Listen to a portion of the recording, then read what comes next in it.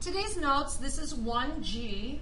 This is rate applications. You should be watching this for Thursday evening's homework. And you have a page in your packet that says 1G. It does not start with this first truck picture, but it has a girl and a boy talking about distance equals speed times time. So this very first slide here that you see is not in your notes. Just follow along with me. Rate applications, again, can be found in your 6th grade textbook, 5.2. Starting on page 172, you could also follow along in the book. Find the distance given the speed and the time. That's all this video is going to be about. We're either finding distance, speed, or time. Letter A says, Mr. Anthony drives his truck at a speed of 45 kilometers per hour. At this speed, how far does he travel in 2 hours? Well, in 1 hour, and yes, you could bar model this, so this equals 1 hour. 1 hour is equal to 45 kilometers. So what would 2 hours be? Well, I could put 2 bars here. 2 bars is how much? I'm going to take that 45, multiply it by 2, and it will give me 90 kilometers. Part B says, at this speed, how far does he travel in 5 hours? Again, I could draw 5 bars representing this. If you want to draw the bars, you may. So now, in 5 hours, of course, as you can see in the picture here, he's going further.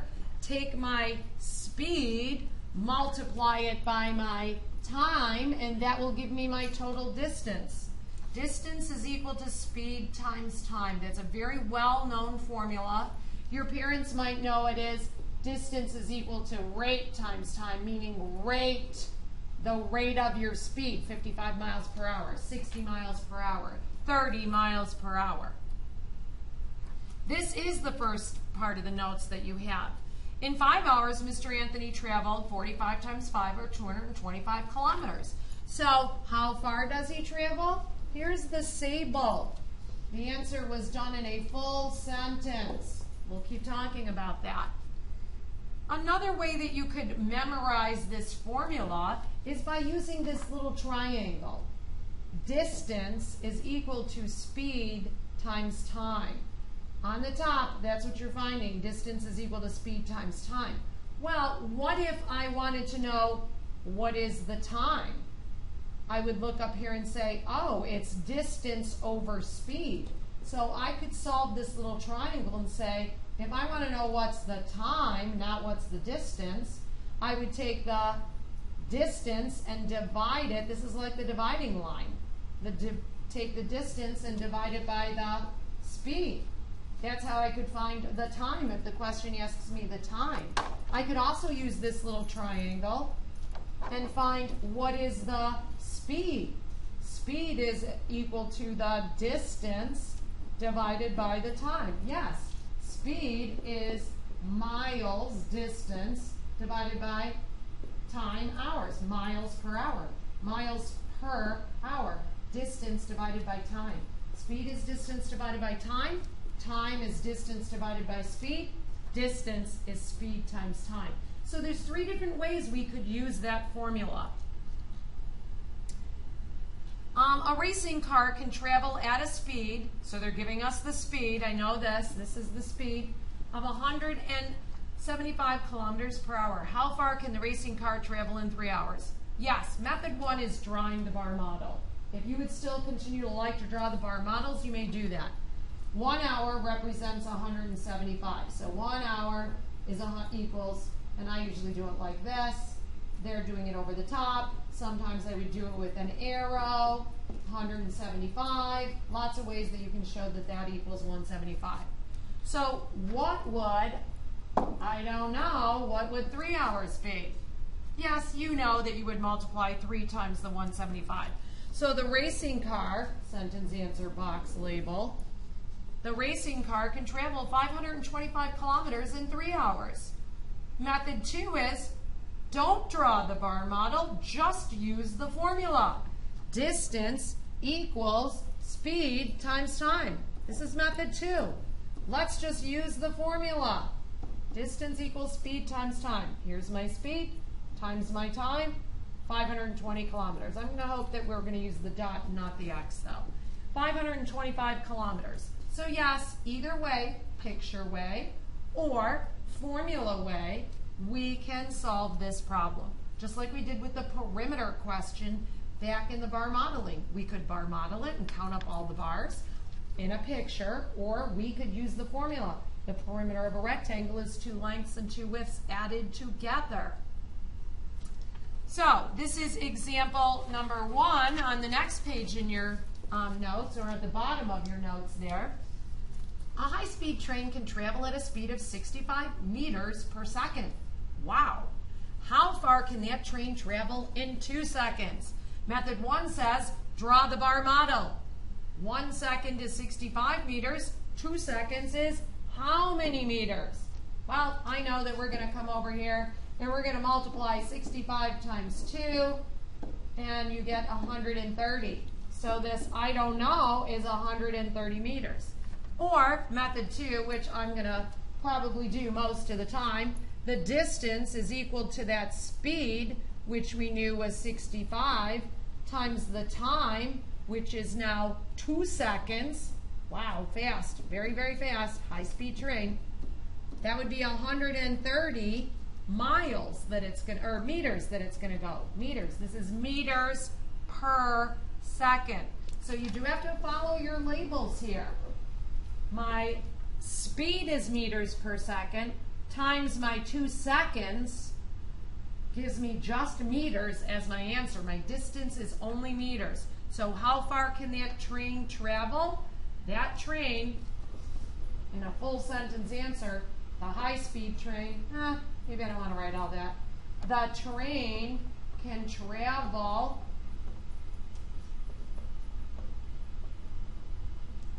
130 meters. Full sentence answer. We're going to keep working on full sentence answers all year.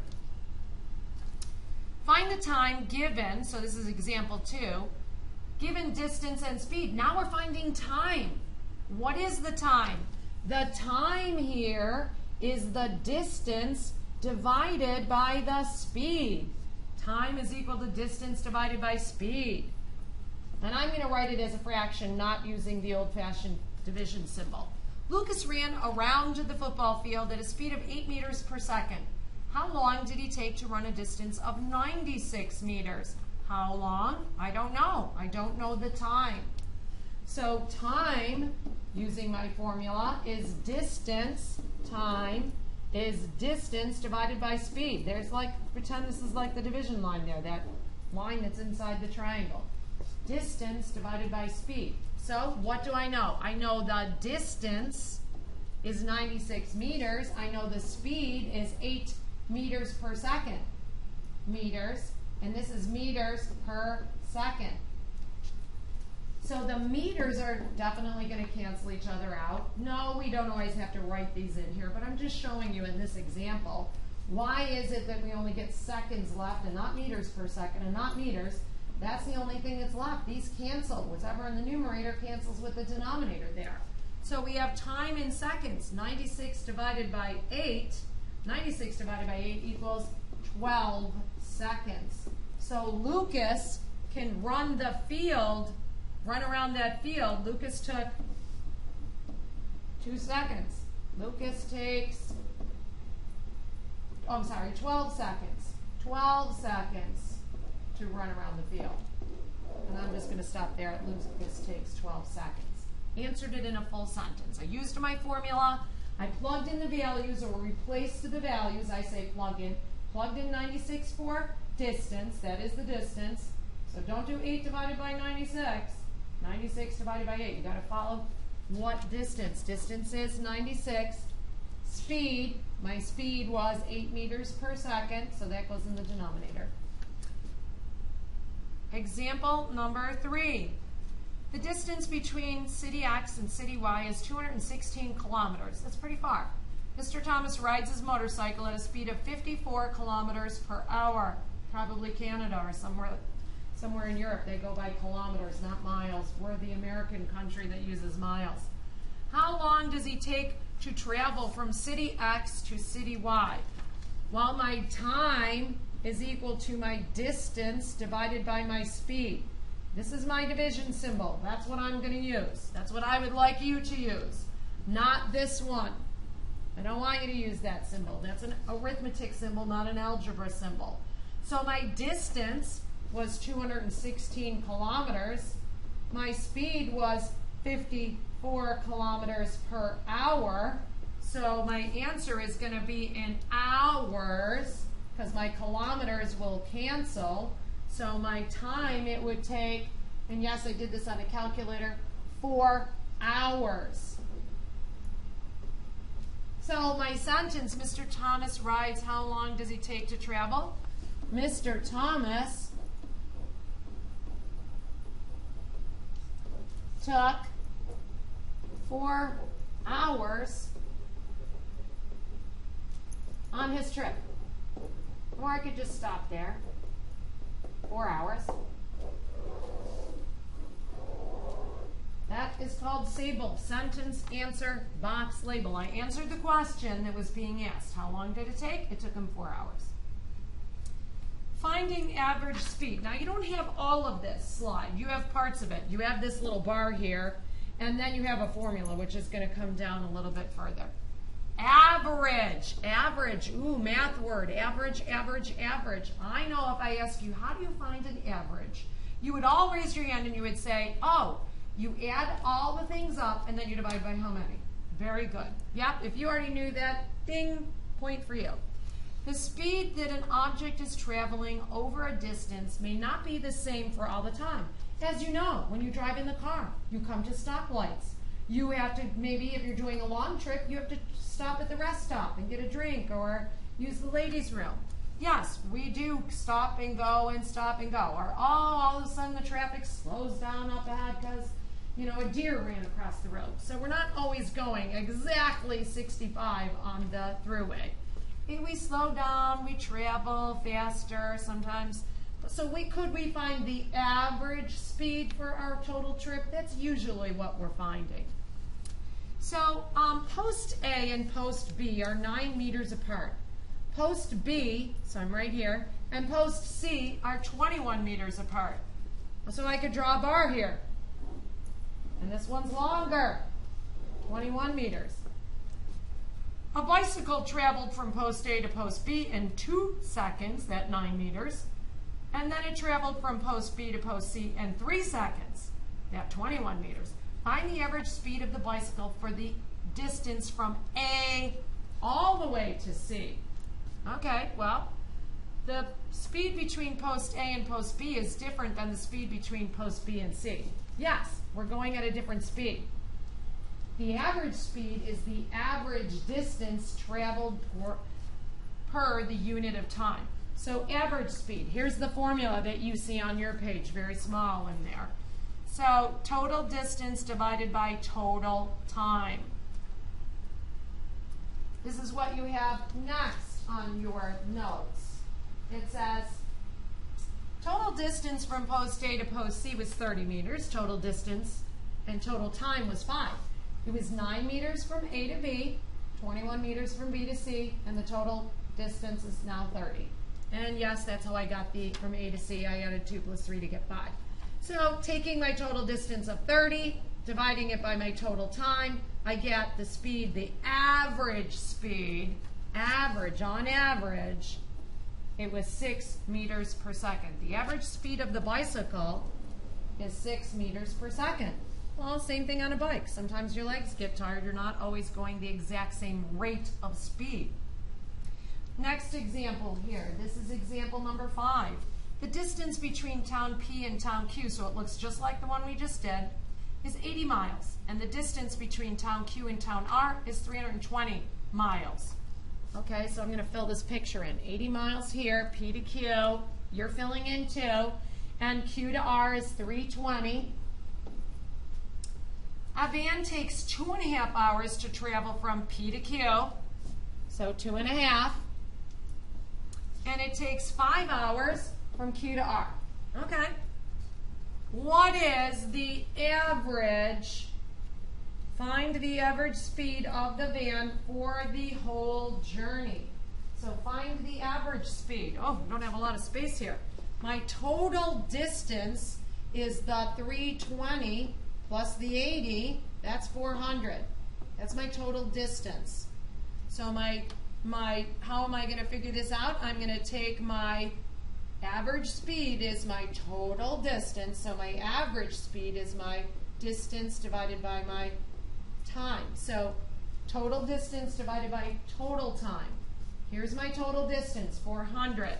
My total time is 7.5 hours. 5 plus 2.5.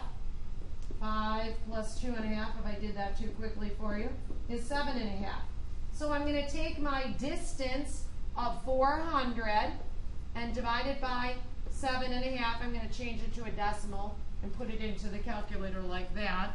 So I get 400 divided by 7.5. Oh, comes out to be a strange number on my calculator. 53 decimal point 333333333333333. It keeps going. Yes, we would not be able to see that on our speedometer in our car. We would see that we were either going 53 or 54, but that is the true average, 53 3/10 repetent miles per hour. That is the answer.